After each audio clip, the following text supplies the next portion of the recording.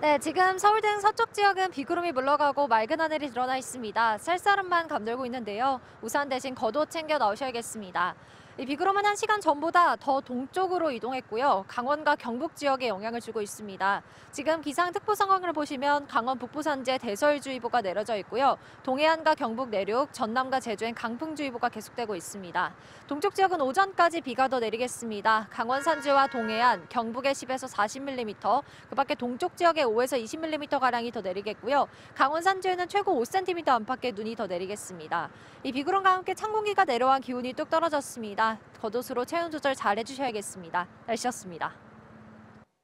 법원이 정부의 의대 2,000명 중원 정책의 효력을 정지할지 그 여부를 이르면 오늘 결정합니다. 사실상 올해 증원 여부가 이 판단으로 결정돼 의대 정원 문제의 분수령이 될 것으로 보입니다. 조윤정 기자입니다. 법원이 이르면 오늘이나 모레 의료계가 의대 정원 2,000명 증원 결정의 효력을 멈춰달라며 정부를 상대로 낸 집행정지 신청 항고심 결정을 내릴 전망입니다. 법원이 의료계의 요청을 받아들여 집행정지 신청을 인용하면 내년도 의대 증원 절차는 사실상 중단됩니다. 각 대학은 이달 말까지 대입 수시 모집 요강에 의대 모집 인원을 반영해 증원을 최종 확정해야 하기 때문입니다.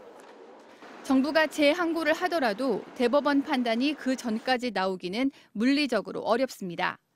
정부가 내후년 입시에 반영되도록 의대 증원 논의를 이어가겠지만 동력이 약해질 것으로 보입니다. 반면 법원이 아예 소송 요건이 되지 않는다고 판단해 집행정지 신청을 각하하거나 의료계 신청을 받아들이지 않아 기각할 경우 27년 만에 의대 증원은 사실상 확정됩니다. 대학들이 의대 증원을 반영해 학칙을 개정하고 한국대학교육협의회가 대학들이 기존에 제출한 대입 전형 시행 계획을 승인하면 의대 정원이 확정됩니다. 앞서 1심 법원은 집행정지를 신청한 의대 교수와 학생들이 원고 자격이 없다며 각하했습니다.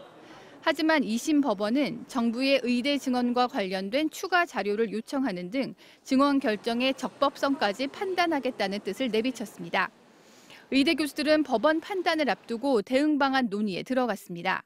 전국의대교수 비상대책위원회는 어제 회의를 열고 법원이 집행정지 신청을 받아들이면 진료 정상화 방안을 모색하기로 했다고 밝혔습니다. 하지만 각하나 기각 결정을 내릴 경우 장기화될 비상진료 시스템에서의 근무 시간 재조정에 대해서도 심도 있게 상의했다고 전했습니다. MBC 뉴스 조윤정입니다. 해병대 최상병 사고와 관련해 임성근 전 사단장은 수색작전을 지원만 했지 지휘할 권한이 없었고 그러니 책임이 없다고 주장했는데요. 당시 현장에 투입됐던 7여단장은 임 전 사단장이 직접 구체적인 지시를 했다고 일관되게 진술했습니다. 이덕영 기자입니다.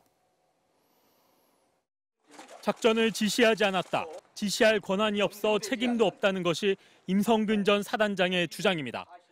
일부 언론에서 심지어 제가 하지도 않는 수중 수색 지시를 제가 했다고. MBC는 현장에 투입됐던 해병대 1사단 직속 7여단장의 진술서를 확보했습니다. 7여단장은 임성근 1사단장의 직접 지시를 받아 부대를 지휘했습니다.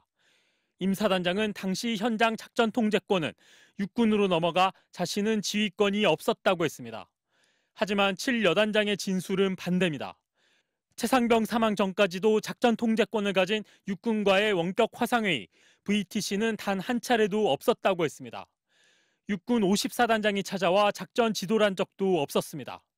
반면 임성근 전 사단장은 지휘권이 없다면서도 수색 작업 첫날인 7월 18일 현장을 찾아 작전 지도를 한 뒤 저녁 8시 30분에 화상회의도 직접 주재했습니다.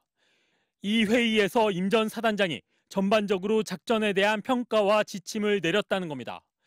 수변으로 내려가서 장화를 신고 작전을 수행하라는 등 임 사단장의 세세한 지시도 이때 나왔습니다. 7여단장은 자신은 해병 1사단장의 지침을 받아 작전을 수행한다며 임성근 전 1사단장이 현장을 사실상 지휘했다고 밝혔습니다. 7여단장은 부대를 이끌고 출동하기 직전까지도 실종자 수색이 주 임무란 사실을 몰랐다고도 했습니다. 그나마 안전 관련 지시는 우선순위도 아니었습니다. 7여단장은 출발 직전 임 전 사단장으로부터 실종자 수색 작전의 우선순위를 돌아 복장은 해병대 적색상의 체육복에 정찰모로 통일하라는 지시부터 받았습니다. 7 여단장은 구명환이나 로프 같은 안전장구를 준비했더라면 물에 빠진 최상병을 구출할 수도 있었다는 아쉬움이 너무 많다고 진술했습니다. 이에 대해 임 전 사단장은 실종자 수색 임무를 몰랐다는 것, 일부 인원의 책임 전가라고 주장하고 있습니다. MBC 뉴스 이덕영입니다. 뺑소니와 운전자 바꿔치기 의혹을 받고 있는 트로트 가수 김호중 씨가 매니저에게 대리 출석을 요청한 녹취를 경찰이 확보했습니다. 김 씨는 음주운전 혐의를 부인하고 있지만 사고 직전 유흥주점에 들른 사실도 추가로 파악됐습니다. 구나영 기자입니다. 차량 앞바퀴가 들릴 정도로 큰 사고를 내고도 운전자인 김호중 씨는 내리지 않았습니다. 내려보지도 않고 그냥 주행량을 치시더라고요. 그리고 막을까도 해봤는데 이건 막으면 죽겠구나 싶어가지고 그냥 구경만 해줘.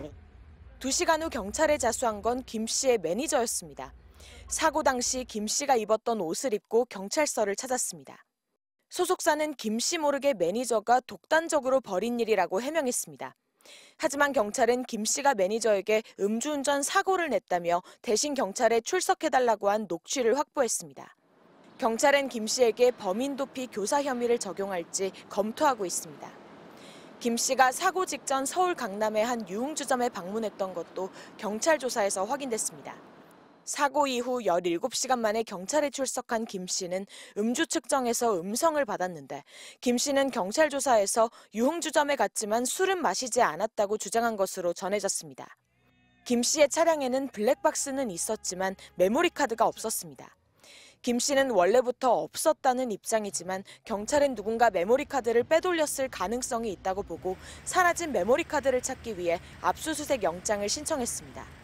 소속사가 직접 사건에 개입한 정황도 드러났습니다. 사고 직후 김 씨가 차를 세운 골목에 매니저 외에도 소속사 직원 여럿이 도착한 것으로 파악된 겁니다.